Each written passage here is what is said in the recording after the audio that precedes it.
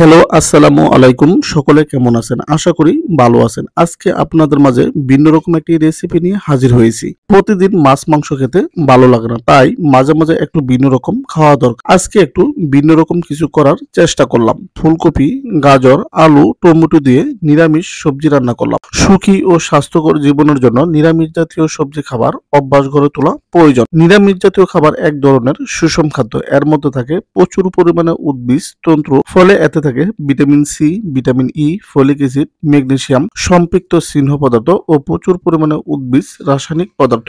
এই কারণে নিরামিষভোজী মানুষের মধ্যে উচ্চ কোলেস্টেরল জনিত বা নিম্ন রক্তচাপ জনিত রোগ সাধারণত দেখা যায় না। এমনকি এই ধরনের মানুষের হৃদরোগের আশঙ্কাও কম থাকে। তাছাড়া নিরামিষ জাতীয় খাবার বেশ সহজপাচ্য, এটি রান্না করা সহজ ও সাশ্রয়ীও বটে। এই কারণে নিরামিষ আহার শুধু সুস্থ জীবনযাপনের ক্ষেত্রেই নয়, বরং পরিবেশের দিক থেকে যথেষ্ট গুরুত্বপূর্ণ একটা বিষয়। আয়ুষ্কালকে দীর্ঘায়িত করার অনেক পদ্ধতি আছে, যার মধ্যে নিরামিষ জাতীয় খাবার একটি গুরুত্বপূর্ণ স্থান দখল করে আছে।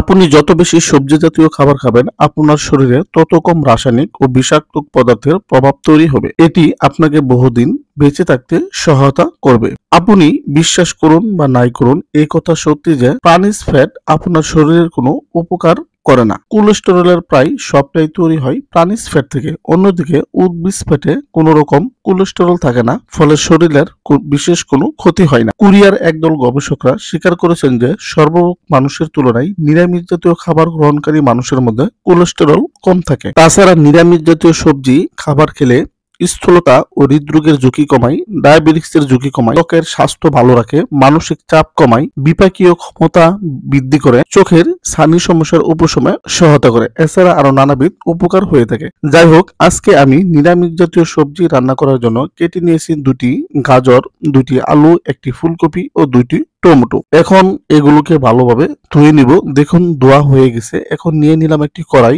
কড়াই গরম হয়ে গেছে। এখন নিয়ে নিব পরিমাণ মতো সয়াবিন তেল। তারপর দিয়ে দিব জিরা ও তেজপাতা, যা আলাদা গ্রান ও খেতে মজাদার স্বাদ তৈরি করবে। এখন নিয়ে নিব পেঁয়াজ কুচি ও কাঁচামরিচ, সামান্য পরিমাণ ভেজে নিব। তারপর নিয়ে নিব হলুদ গুঁড়া এবং স্বাদ মতো লবণ। এখন দিয়ে দিব দ্রুত করে রাখা সবজিগুলো। চামচের সাহায্যে ভালো করে সবজিগুলো নেড়ে নিতে হবে, যেন তোলের সাহায্যে সবজিগুলো ভালোভাবে সিদ্ধ হয়ে যায়। এখন ঢাকনা দিয়ে ঢেকে দেব।